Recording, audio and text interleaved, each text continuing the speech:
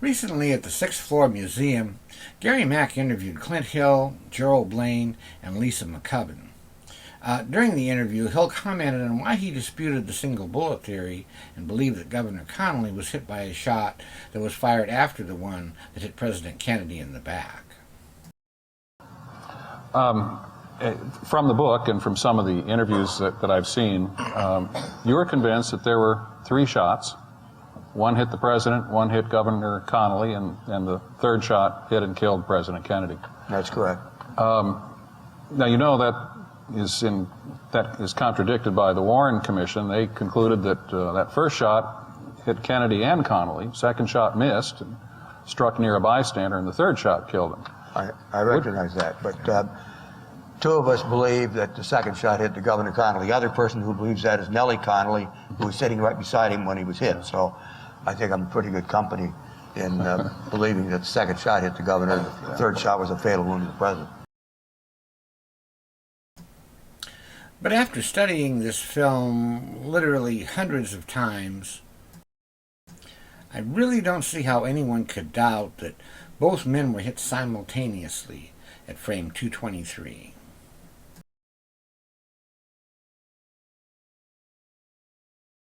If we look closely at frame 223, we'll see very clear evidence that Governor Connally has been wounded. When the bullet exited his chest, it caused an expulsion of blood, bone, and tissue, which blew open the right side of his jacket. At the same time, it blew his tie to his left, causing it to flip over, reversing the stripes. But as Clint Hill pointed out, Mrs. Connally believed her husband was hit by a shot that came after the one that first hit the president. So did a lot of other witnesses. In that interview, Gerald Blaine elaborated on what other agents told him they saw. I believe there were 2 mistakes that the Warren Commission made, that they did not call Sam Kinney, who was the driver of the follow-up car, or Emory Roberts, the shift leader, because Sam Kinney had to keep his eye constantly on the presidential limousine. And Sam saw all 3 shots find their mark. And Emory saw all 3 shots find their mark. Unfortunately, they weren't asked to testify. But Mrs. Connally and the Secret Service agents were not the only ones to believe that the governor was hit by a shot after JFK was wounded. Like Sam Kinney and Emory Roberts, Dave Powers was sitting in the car directly behind the president. He told the Warren Commission, "The first shot went off and it sounded to me as if it were a firecracker. I noticed then that the president moved quite far to his left after the shot from the extreme right-hand side where he had been sitting." There was a second shot, and Governor Connally disappeared from sight, and then there was a third shot which took off the top of the president's head. One of the best and most detailed witnesses that day was Sam Holland, and he reported seeing and hearing exactly the same thing the others did. And the president slumped over forward like that and tried to raise his hand up. And Governor Connally sitting in front of him on the right side of the car, tried to turn to his right, and he was sitting so close to the door he couldn't make it that way, and he turned back like that with his arm out to the left. And about that time the second shot was fired. It knocked him over forward and he slumped to the right, and I guess his wife pulled him over in her lap because he fell over in her lap. As Clint Hill pointed out, Mrs. Connally was adamant in her belief that her husband was hit by a shot that came after the one that first hit President Kennedy, but prior to the fatal headshot. He turned to the right and couldn't see him, flipped around to the left and couldn't see him. He said, "No, no, no," because he knew that's what happened. Right. On the back turn, about halfway, John was just about halfway back, came the second shot that hit John. Mrs. Connolly also told the Warren Commission that her husband shouted, "Oh, no, no, no," before he was hit.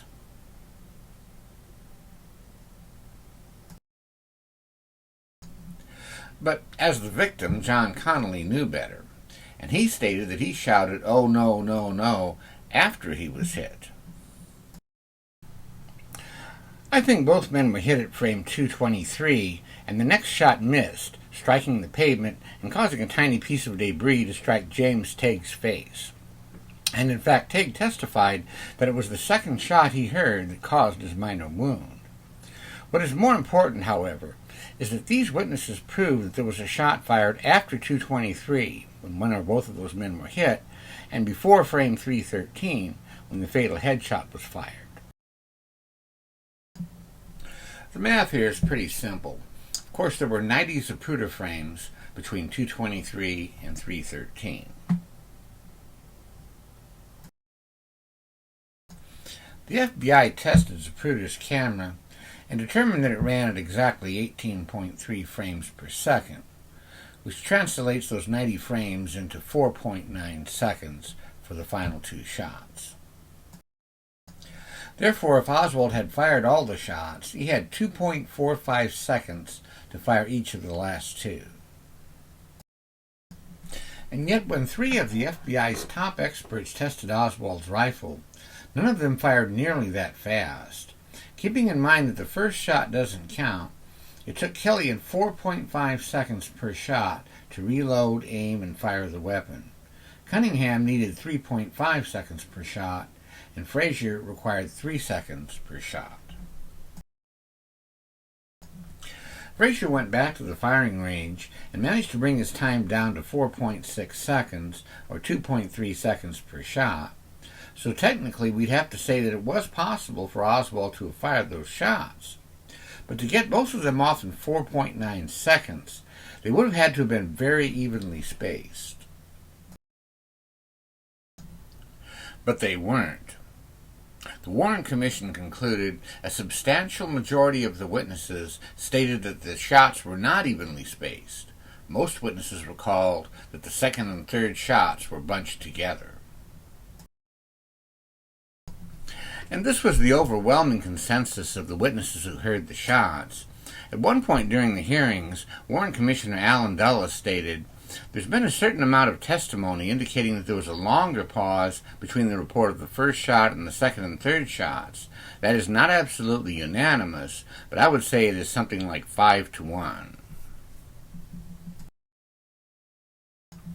Secret Service agent George Hickey.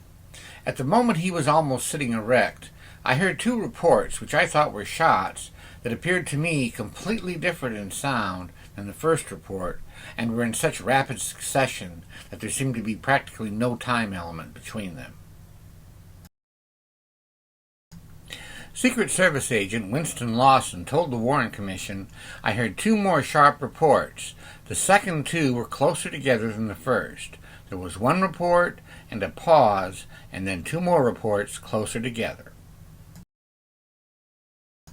Secret Service agent William Greer, who drove the presidential limousine, stated, "The last two seemed to be just simultaneously, one behind the other." Secret Service agent Roy Kellerman described the final shots as a flurry of shells. Warren Commissioner Cooper asked him, "When you were speaking of a flurry of shells, was there a longer interval between the first shot and the second shot as compared to the interval between the second and third shots?" Kellerman replied, "Yes, sir." And in fact, when we watch Kellerman and Greer in the Zapruder film, we can see them react to each of those two closely spaced shots at the end of the attack.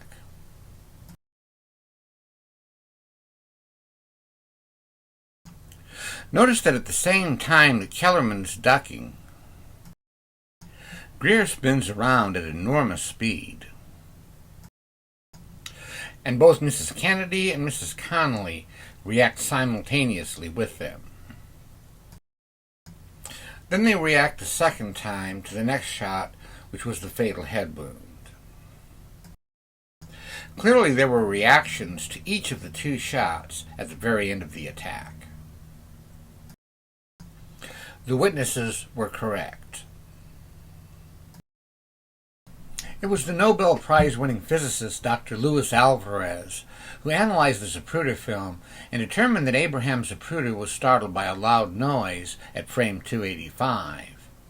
But Alvarez, who was a staunch defender of the Warren Commission, pointed out that 285 was only 1.5 seconds prior to the fatal headshot, so it was impossible for Oswald to have fired both. He speculated that perhaps the noise was actually a siren going off. In 1994, another brilliant scientist who has chaired presidential science commissions also wrote a paper on the Zapruder film. In it, he fully corroborated Alvarez, except for Alvarez's speculation that the loud noise was the siren. Keeping in mind that Alvarez had identified Zapruder's reaction at 290 to the 285 noise, Dr. Strosio wrote, "It may be that the jerking episode starting at frame 290 is associated with the bullet which caused the fragment that struck James Tague in the cheek. In fact, since James Tague was standing near the triple underpass on the west side of Dealey Plaza, it is certain that he was struck by an object traveling west on Elm Street." And of course the people who were actually there made it very clear that they heard two gunshots then. No one reported hearing a siren until well after the shooting had ended. The reactions following 285 all began in the same 1/6 of 1 second, in the range of frame 290 to 292.